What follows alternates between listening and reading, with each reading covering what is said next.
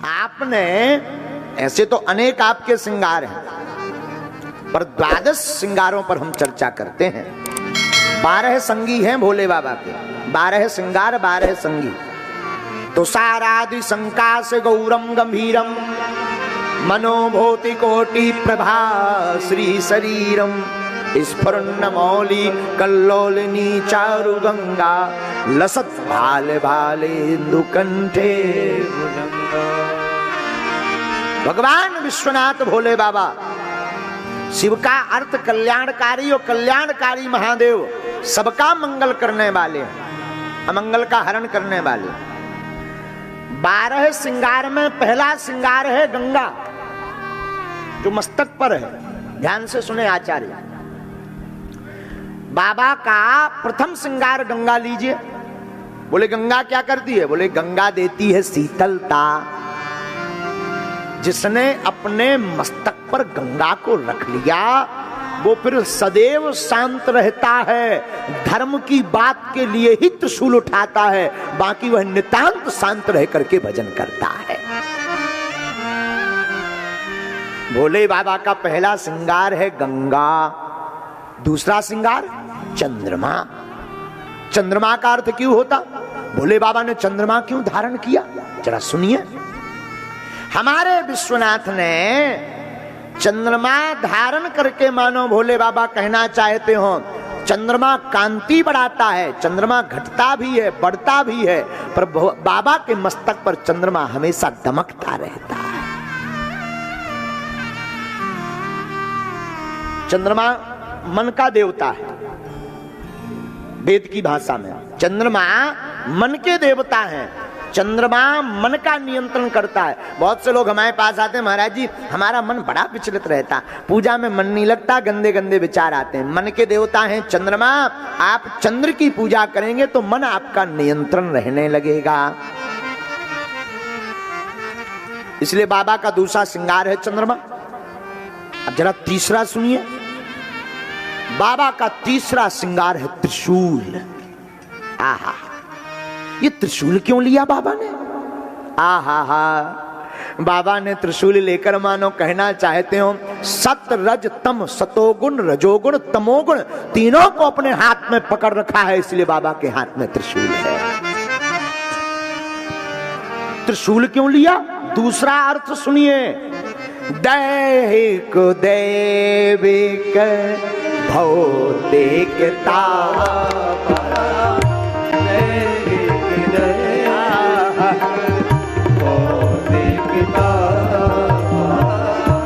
दैहिक दैविक भौतिकता दैहिक दैविक भौतिकता राम राज का हुए नहीं जा। राम राज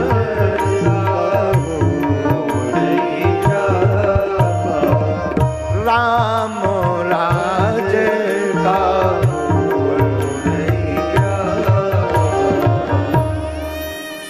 बाबा का तीसरा श्रृंगार है चंद्रमा। चंद्रमा को बाबा ने दो कारणों से लिया, सतोगुण रजोगुण तमोगुण तीनों पर बुद्धि, तीनों को पकड़ने के लिए बाबा ने तीसरा श्रृंगार है त्रिशूल। त्रिशूल क्यों पकड़ा? सतोगुण रजोगुण तमोगुण तीनों को पकड़ने के लिए त्रिशूल धारण किया। दूसरा कारण, 3 प्रकार के ताप होते हैं शरीर में।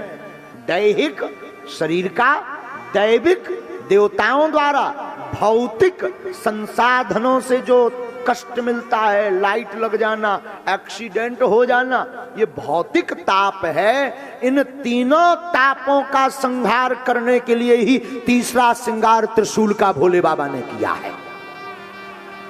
आज की कथा विद्वानों के बहुत काम आएगी, ये हमारा मत नहीं, पूज्य गुरुदेव की प्रेरणा है। चौथा श्रृंगार सुनिए।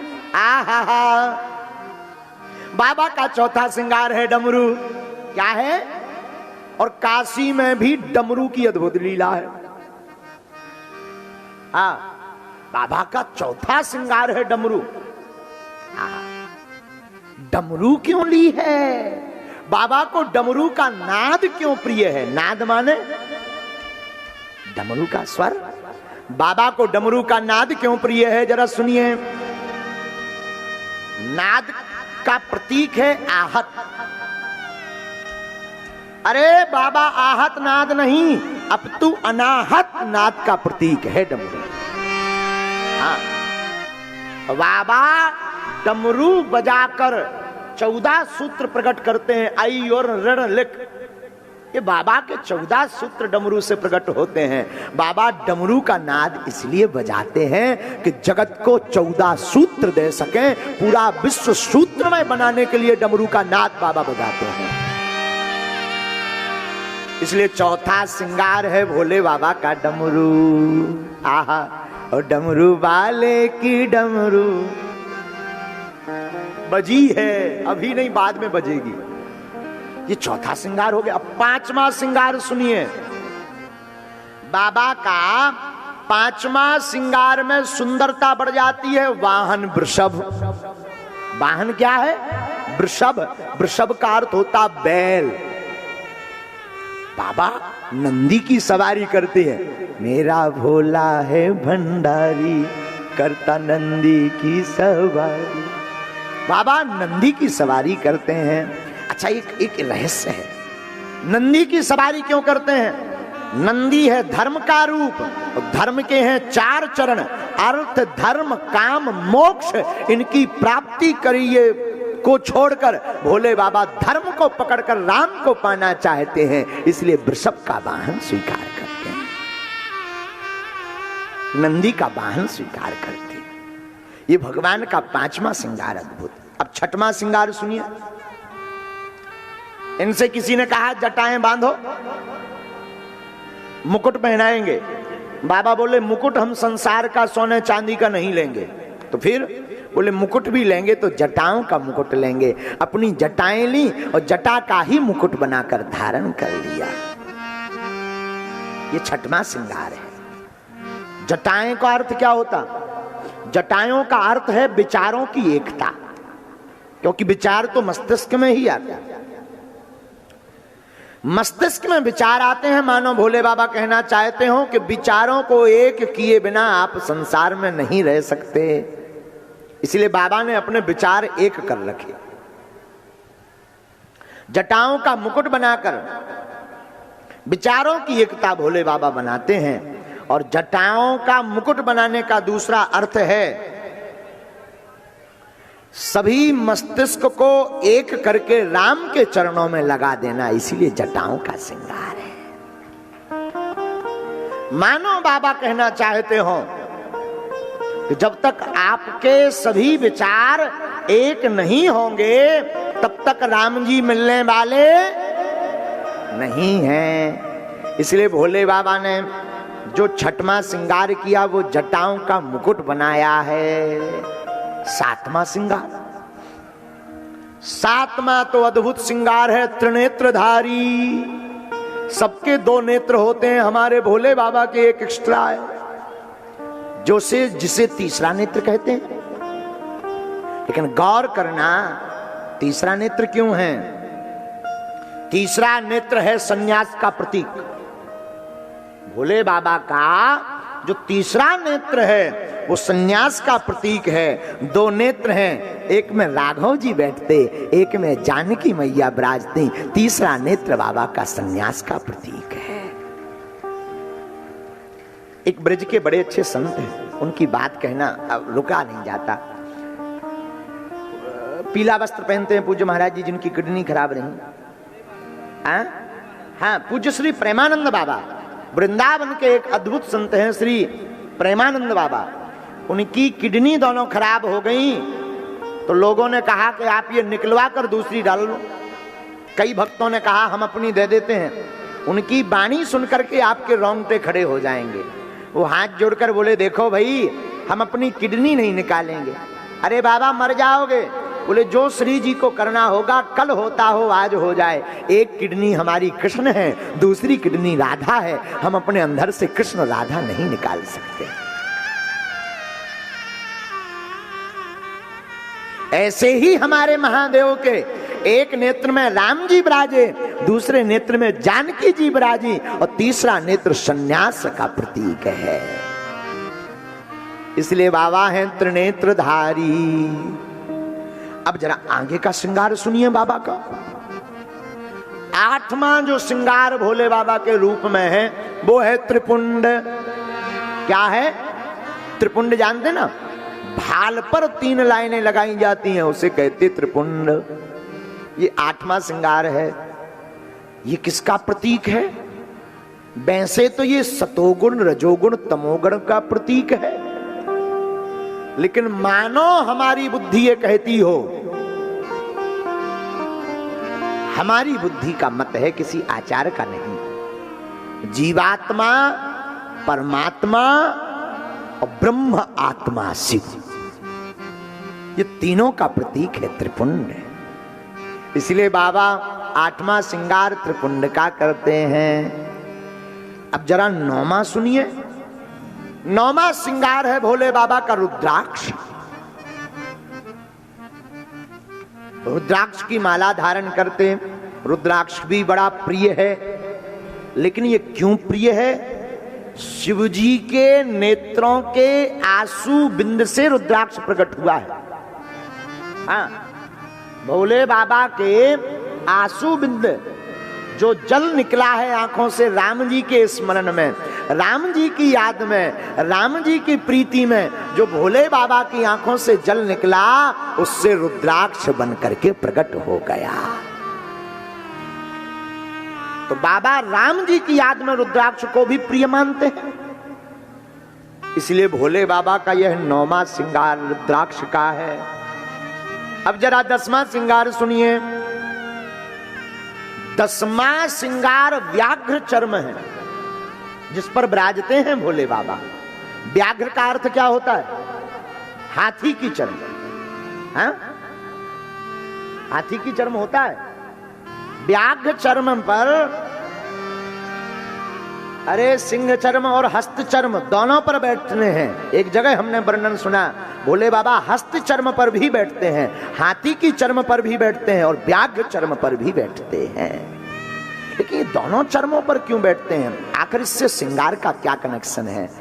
दोनों हैं बलवान और दोनों अभिमान के प्रतीक हैं। हाथी अभिमान के प्रतीक है। मानो भोले बाबा कहना चाहते हो, हस्ती चर्म पर हम इसलिए बैठते हैं, अभिमान को नीचे दबाकर रखते हैं। जो अभिमान को नीचे दबाकर रखता है वो राम जी को पा जाता है। इसलिए बाबा की ये चर्म भी अद्भुत है।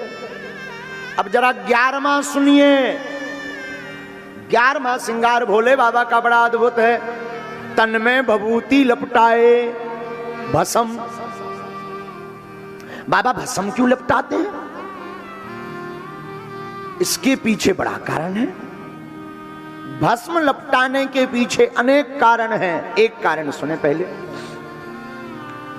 जब भी मुर्दा जाता है तो मुर्दा के पीछे चलने वाले लोग कहते हैं राम नाम, क्या बोलते हैं? राम नाम सत्य है, राम नाम सत्य है। तो एक बार भोले बाबा इस धराधाम पर आए, एक मुर्दा चला जा रहा था, सब चिल्ला रहे थे राम नाम सत्य है, राम नाम सत्य है। भोले बाबा पीछे पीछे चल दिए। आहा हा, राम नाम सत्य, लगता है ये हमारी पार्टी वाले लोग हैं। सब गए, भोले बाबा भी पीछे पीछे मरघट पहुंच गए। लेकिन मरघट पहुंचते ही जैसे ही 100 में अग्नि संस्कार हुआ और आग लगी, तो कुछ देर पहले तक सब राम नाम सत्य कह रहे थे, फिर खुसर फुसर करने लगे। ये बतावा हो, ये कैसे मर गया? तो दूसरा बोला और तो सब ठीक रहा, अटैक आके मरा है। तीसरा बोला इनको भी आज ये मरना था, रविवार को मर जाते, आज का हमारा जो है वेतन और कट जाएगा। चौथा बोला पूछो मत, हम तो जा रहे थे दुकान, तब तक पप्पू की मम्मी ने बताया कि फलाने ऐसा स्वाहा हो गए। तो हमारी दुकान में ग्राहक खड़े होंगे, हम यहां मरघट पे खड़े हैं।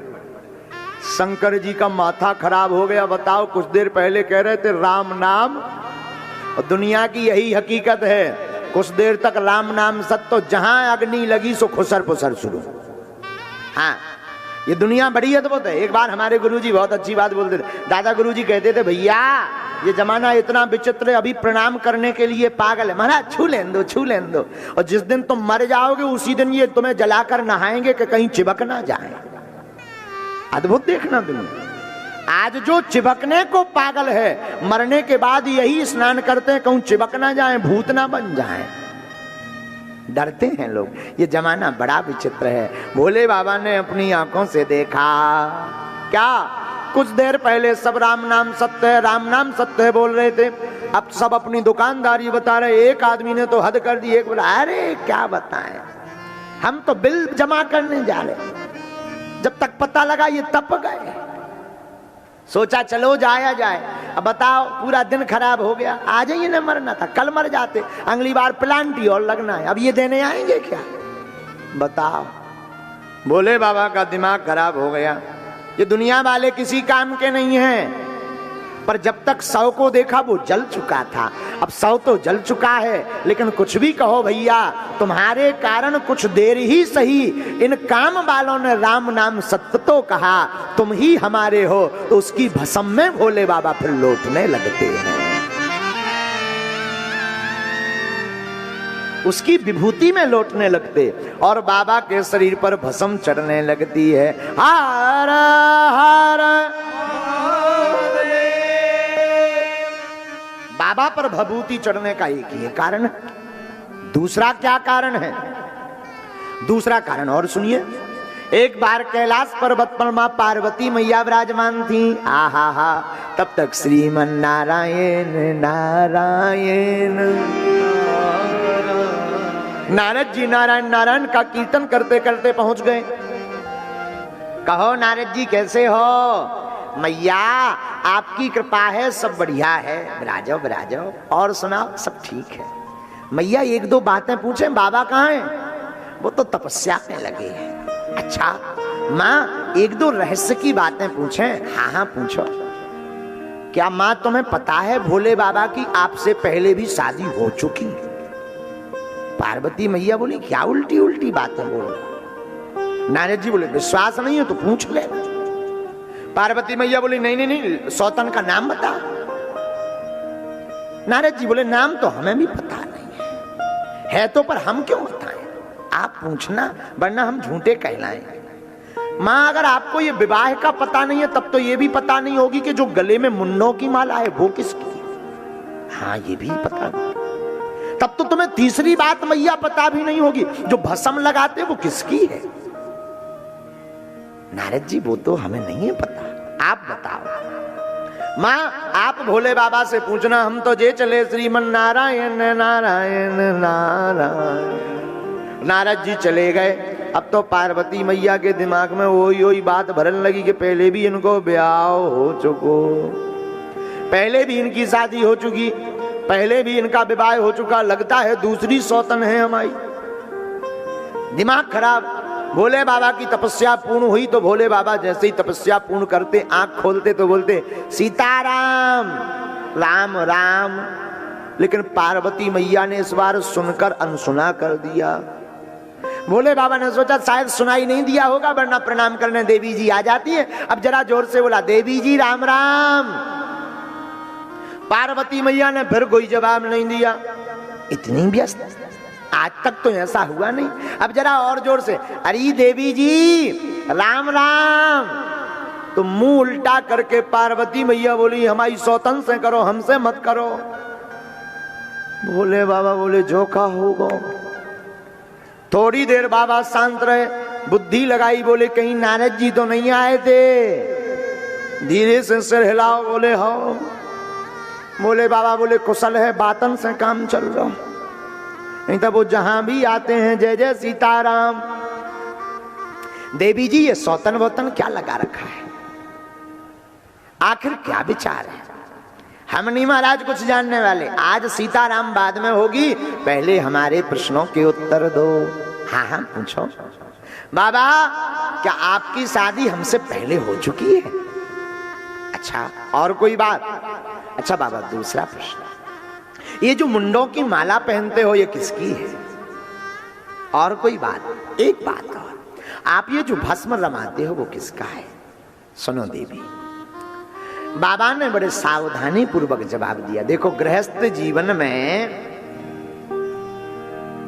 अगर एक पार्टी बहुत हावी है तो दूसरी पार्टी को सरेंडर हो जाना चाहिए।